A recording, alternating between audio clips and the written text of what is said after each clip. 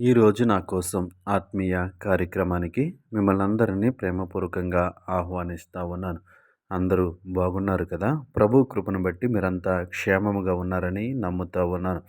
ఉదయకాల సమయంలో కొద్ది నిమిషాలు దేవుని మాటలు ధ్యానము చేద్దాం. చిన్న ప్రార్థన. పరిశుద్ధుడా ప్రేమగల తండ్రి, ఉదయకాల సమయంలో నీ మాట కొరకు ఎదురు చూస్తుంటుండగా నీ జీవము కలిగినటువంటి నీ మాట, శక్తి కలిగినటువంటి నీ మాట ద్వారా మమ్మల్ని పలకరించమని యేసు నామములో అడుగుచున్నాం తండ్రి. ఆమేన్. ఈరోజు దేవుని వాక్యము కీర్తనల గ్రంథము 86వ కీర్తన 15వ చరణము. 86వ కీర్తన 15వ చరణము. ప్రభువా నీవు దయాదాక్షిణ్యము గల దేవుడవు.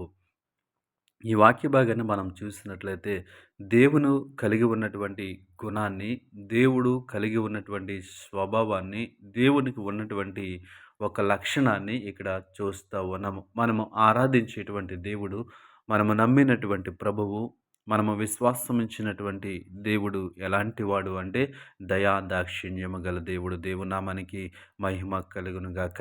శరీరానుసారంగా మనం జీవిస్తూ ఉన్నప్పుడు ఈ లోకంలో అనేక మంది దయ కోసము మనము ఎదురు చూస్తూ ఉంటాము.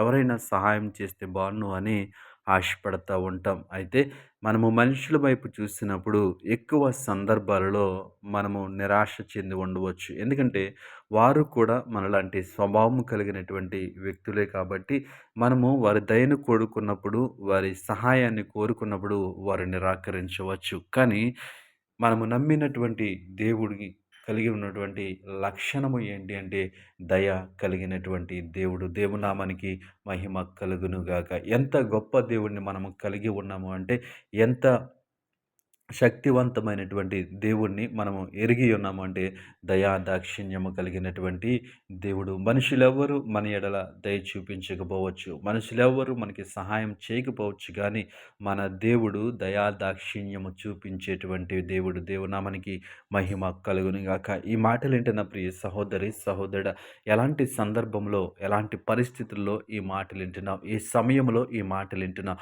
ఆయన నీతో నాతో మాట్లాడుతూ ఉన్నాడు. నేను దయా దాక్షిణ్యము కలిగినటువంటి దేవుడను. మనుషులు నీ ఎడల దయ చూపించకపోవచ్చు, నీ కష్టాన్ని అర్థం చేసుకోకపోవచ్చు, నీకున్నటువంటి ప్రేమను వాళ్ళు అంగీకరించకపోవచ్చు, కానీ దేవాతి దేవుడు, సర్వ సృష్టిని సృష్టించినటువంటి దేవుడు దయా దాక్షిణ్యము కలిగినటువంటి దేవుడిగా మనము చూస్తూ ఉన్నాము. మనం పడినటువంటి కష్టాన్ని ఆయన మర్చిపోయేటువంటి వాడి కాదు. మనం అనుభవిస్తున్నటువంటి వేదన, మనం పడుతున్నటువంటి బాధను ఆయన చూసి వదిలివేసేవాడు కాదు. ఆయన దయా దాక్షిణ్యము కలిగినటువంటి దేవుడు. ఈ మాటలు వింటున్న నా ప్రియ సహోదరి సహోదరుడా, ఎలాంటి పరిస్థితుల్లో నీవు ఉన్నావు, ఎవరి దయ కోసం ఎదురు చూస్తూ ఉన్నావు, మనుషుల దయ కోసం కాదు కానీ, మనుషుల దాక్షిణ్యం కోసం కాదు కానీ, దేవుని వైపు మనం చూసినప్పుడు, దేవుని యందు మనము నిరీక్షణ ఉంచినప్పుడు, ఆ ప్రభువు దయ కోసం మనం ఎదురు చూసినప్పుడు ఆయన మనకి సహాయము చేస్తాడు. దేవునామానికి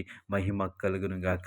మనము ఈ వాక్యమును బట్టి విశ్వాసము తెచ్చుకుని, ఈ వాక్యమును బట్టి నిరీక్షణ తెచ్చుకుని, ఆయన యందు విశ్వాసం ఉంచినట్లయితే ఆ ప్రభువు యొక్క దయను మనం కోరుకున్నట్లయితే ఆయన మనకి తప్పక సహాయం చేసేటువంటి దేవుడిగా మనకి కనిపిస్తూ ఉన్నాడు. ఆయన అబద్ధమాడుటకు నరుడు కాదు. ఆయన ఇచ్చిన మాటను మర్చిపోవడానికి మనలాంటి స్వభావం కలిగినటువంటి వ్యక్తి ఆయన కాదు. కాబట్టి మనము ఆయన దయ పొందుకోవడానికి, ఆయన దాక్షిణ్యము పొందుకోవడానికి, ఆయన వైపు చూసినప్పుడు ఆయన ఎంత మాత్రము మనల్ని విడిచిపెట్టేవాడు కాదు.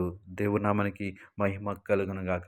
ప్రభువా నీవు దయాదాక్షిణ్యము గల దేవుడవు. ఆయన దయాదాక్షిణ్యము కలిగినటువంటి దేవుడు. మనం ఏ విషయంలో దయ కోసం ఎదురు చూస్తూ ఉన్నాం, ఏ విషయంలో సహాయం కోసం ఎదురు చూస్తూ ఉన్నాం, ఆయన వైపు మనం చూసినప్పుడు, ప్రభు వైపు మన విశ్వాసం ఉంచినప్పుడు తప్పక ఆయన మనకి సహాయము చేస్తాడు. ఎందుకంటే ఆయన ప్రభువు, ఆయన దేవుడు.